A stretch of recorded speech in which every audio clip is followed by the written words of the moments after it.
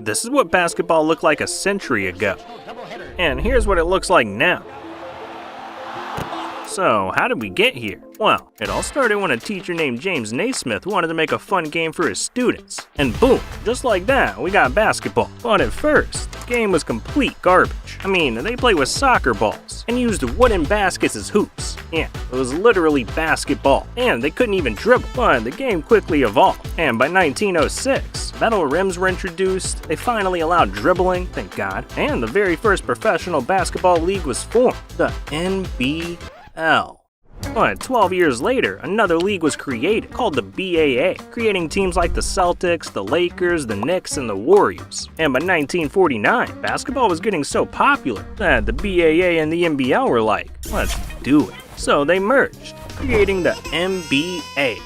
But despite being the #1 basketball league in the world, most players in the NBA still had day jobs, like Norman Glick, who worked as a plumber. I'm not kidding. But in 1956, one of the greatest players of all time made his NBA debut, Celtics legend Bill Russell. I mean, he was so good that he won a championship in his first season and 10 more throughout his career. Yeah, 11 championships. The Celtics dominated the league for 13 years straight, but in 1959, Bill's biggest rival joined the league, Wilt Chamberlain, a man who could bench 500 pounds, sleep with 20,000 women, and score 100 points in a single game, a record he still holds to this day. By the way, none of those things were ever recorded on camera, so there's a bit of debate on whether any of it happened. The next 20 years were a dark era for the NBA. In fact, it was almost the death of it. In 1967, a rival league was formed called the ABA, creating teams like the Spurs, Nuggets, Nets, and Pacers. 2 different leagues with over 200 players, completely splitting the basketball fan base. Not only that, but 70% of NBA players were addicted to drugs, which was a big no-no. And by 1978, the NBA was down so bad, even most of the finals weren't aired on TV. Nobody cared about the NBA. But right before officially going bankrupt, the league was saved by 2 unlikely stars. This is Larry Bird and Magic Johnson. And in 1978, they were the 2 greatest players in college basketball history that just so happened to be playing at the exact same time, leading to one of the greatest rivalries ever. They talked smack, got physical, all while dropping 20 points on each other. It became the hottest thing on TV. I'm talking 40 million viewers for a single college game. Between 1978 and 1979, Bird and Magic officially declared for the league, with Bird going to the Boston Celtics and Magic to the Lakers. Meanwhile, the NBA absorbed the 4 remaining ABA teams, making the NBA the only professional basketball league. And oh yeah, in 1979, they finally added the iconic 3-point line. The NBA was suddenly bigger than ever. Hell, the league even started selling players' jerseys for the first time. And it was all led by Bird and Magic. But despite all that, the NBA had no clue what was about to hit them, because there was a kid from North Carolina about to change not only basketball, but the world forever. In 1982, a 19-year-old college player was averaging 13 points and 4 rebounds. Nothing special, but it was enough to help bring his team, the North Carolina Tar Heels, to the NCAA championship. And it was during that game that he made a name for himself, because in the final seconds, with his team down 1, he did this. 18. Shot. Jordan. It's over. North Carolina has won the 1982 NCAA championship. Michael Jordan was ready to take over the basketball world. And in 1984, when Jordan was drafted by the Chicago Bulls, he instantly became a star, winning Rookie of the Year and looking like he'd be the face of the game for years to come. But at the start of his sophomore season, Jordan shattered his foot. Meanwhile, there was another player coming out of college, ready to take MJ's spot. This is Len Bias. And the kid was so good, scouts were saying he'd for sure be better than MJ. He was bigger, stronger, and a better rebounder. And in 1986, he was drafted by the Boston Celtics, a team that still had legends like Larry Bird, Bill Walton, and Danny Ainge. But just 2 days later, the NBA was hit with one of their worst tragedies. Local success story took a tragic turn this morning.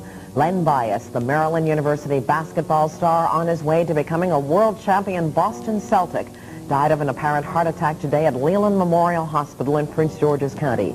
He died of heart failure because he used cocaine. The medical examiner said the cocaine in Bias's body was virtually pure, while most found in Maryland is 60% diluted. He said Bias inhaled the powder. Within seconds, it was absorbed into the blood and quickly interrupted the electrical activity in his brain, and that produced an irregular heartbeat. Len Bias tragically passed away, and with that, brought an end to the Celtics dynasty. But there was another dynasty right around the corner. Now, a few months later, Michael Jordan returned from injury and literally became the most famous person in the world.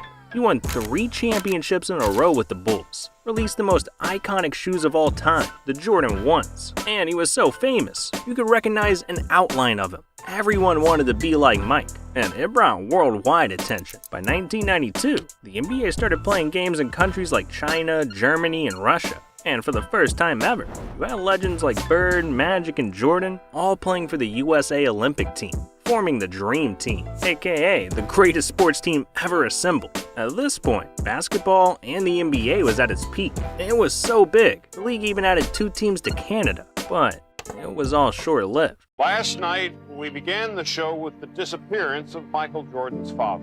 Tonight, the worst fears have come true. James Jordan was found dead, victim of an apparent murder.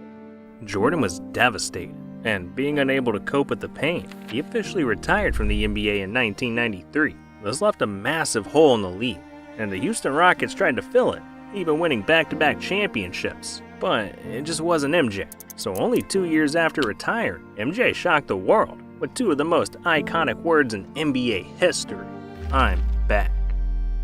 But when Jordan returned, he would meet the Black Mamba for the first time. And that's only one of the 8 sections coming up, after a word from our sponsor, Morgan & Morgan. See, when you're as good at basketball as I am, you become a target on the court. So after I dropped my 69th point in the game, this dude that was guarding me got mad, blindsided me, and broke my ankle. And I didn't know what to do. I couldn't afford the cost of fixing my broken ankle. But after doing some digging, I found something that saved my life. An injury law firm that'll fight your case for completely free unless you win. Yeah, Morgan & Morgan will fight to give you the best results. So if you ever have an injury, you can go to forthepeople.com and sign up for a free case evaluation to get started. Trust me, dog, you won't regret it. Well, look, we gotta get back to MJ, cause with the words "I'm back," he made his return to the NBA, where he and the Bulls went on to dominate the league again, winning 3 more championships in a row, including one on Father's Day, where MJ dedicated the win to his dad. It was truly beautiful. But as Jordan's career came to an end, a new era of players were ready to take over. Players like Kobe Bryant, Shaquille O'Neal, and Allen Iverson. They all brought something the league had never seen before. AI redefined how you could dribble and move with the ball. Kobe brought his Mamba mentality, while no one could contain Shaq's size. But the changes went beyond just the court. By the early 2000s, you saw more players with tattoos, they were wearing chains and jewelry. The league had gotten a complete makeover. By the year 2003, Shaq and Kobe were dominating the league. They teamed up on the Lakers, and it won 3 championships in a row. It was a thing of beauty. That was, until their relationship fell apart. Kobe thought Shaq was being a lazy fat ass, and Shaq thought Kobe was mean, so the two ended up hating each other. But all eyes were on a much bigger story. See, there was a player in high school that was more famous than any NBA player. A player that was part Magic Johnson, part MJ, and part superhuman. I'm talking about LeBron James, the most exciting prospect basketball had ever seen. I mean, if the league accepted high schoolers, he would have been playing in the NBA at 16. He was that good. And in the 2003 draft, he was selected by his hometown team, the Cleveland Cavaliers, ready to claim his crown as the king of the NBA. But while everyone had their eyes on LeBron, something sinister was going on in the background. A referee by the name of Tim Donaghy was rigging games for the Mafia, telling them which teams to put money on. And it wasn't just a single game, or even one series. He was rigging games for 4 years straight. Tim was literally changing the history of the NBA with each game he reffed. But eventually, the FBI got involved. A 2-year investigation was conducted, and Tim went to jail for 11 months. But the 2000s weren't all bad. In 07, the league saw the beginning of the super team era in the Boston Celtics, made up of 3 NBA legends, Ray Allen, Kevin Garnett, and Paul Pierce. And I know there were other super teams over the years, the 82 Sixers, the 96 Bulls, hell, even the 2003 Lakers. But for the first time in NBA history, teams were intentionally trading for 3 superstars to try and win it all. And in 2010, the Miami Heat pulled off the greatest super team the NBA had ever seen. Chris Bosh, Dwayne Wade, and LeBron. I mean, they were so good, they made it all the way to the finals in their first year. By 2011, the league had hit one of its lowest points, going into a complete lockout. Basically, team owners wanted to pay their players less. Players said hell no, and the NBA shut down. So with nothing to do all day, stars like LeBron and KD went and dominated in local gyms. Some players like J.R. Smith went overseas to play, while others were forced to literally find a normal job. No one knew if this was the end of the NBA. But finally, after 161 days, everyone came to a new agreement. And this marked the beginning of the absolutely ridiculous NBA contracts we see today. I mean, dudes like Timothy Mozgov, who averaged 6 points a game, signed a $65 million contract, while stars like Kevin Durant were signing contracts for over $160 million. To put that into perspective, the most Bill Russell got paid at the height of his career was $100 grand per year. That is only $975,000 in today's money.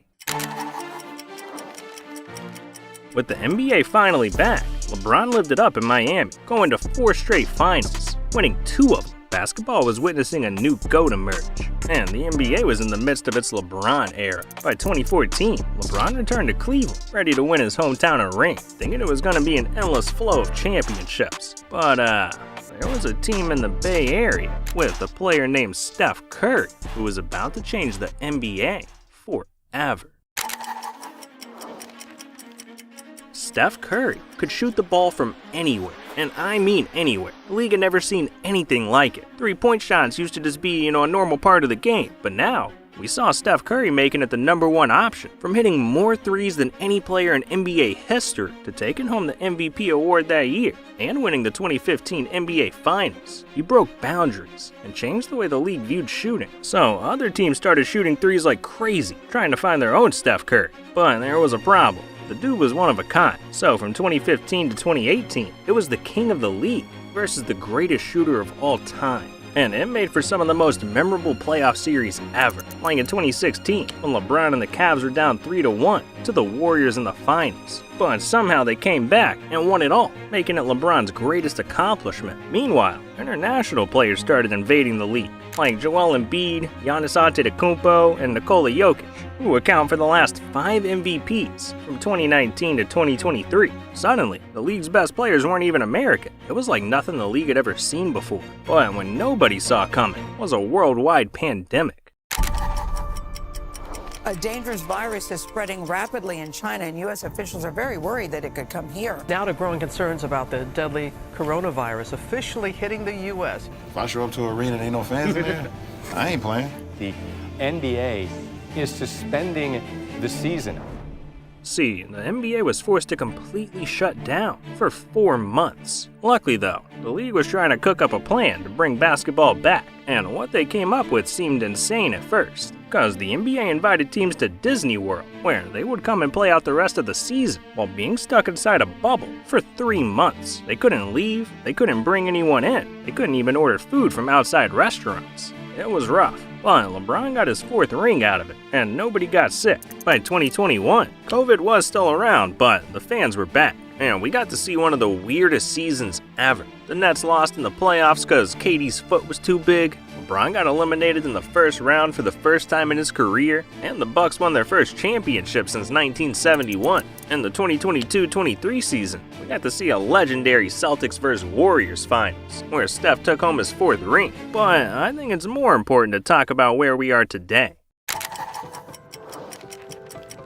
See, I feel like there's a problem. that no one seems to be mentioning. The NBA's most popular players are getting really old, and I think we're about to witness the end of an era. I mean, the typical retirement age for an NBA player is 35. Meanwhile, Jimmy Butler, James Harden, D. Rose, and Westbrook are all 34. Steph and KD are 35, CP3 is 38, and the king of the NBA, LeBron James, is 38 years old too, which makes him the oldest player in the entire NBA. I mean, are you guys seeing what I'm seeing? These dudes are about to retire, and the league is about to look a whole lot different very soon. Because with 30 teams at the moment, the league has plans to expand to 32 teams. And with how much the league's changed already, who knows what we could see in 20 more years. Like, there's already talks about a 4-point line, airless basketballs, and Toyota's developing a robot that might even play in the league. This really is the end of an era and the beginning of something new.